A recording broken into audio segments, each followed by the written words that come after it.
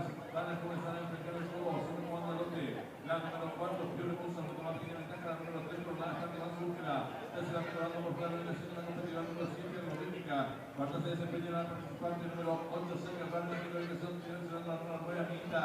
más atrás se desempeña la competitiva, número 1, Guatanó, y la competitiva, la gran premio subastado por el Jockey Club de Paraguay para hembras, que están en la recta final. Último 400 metros para la número 4, Pio Repuso, pero el Bianco primero destaca ahora sobre la número 3, con Natal, tercera se desempeña la competitiva, número 7, Rodríguez,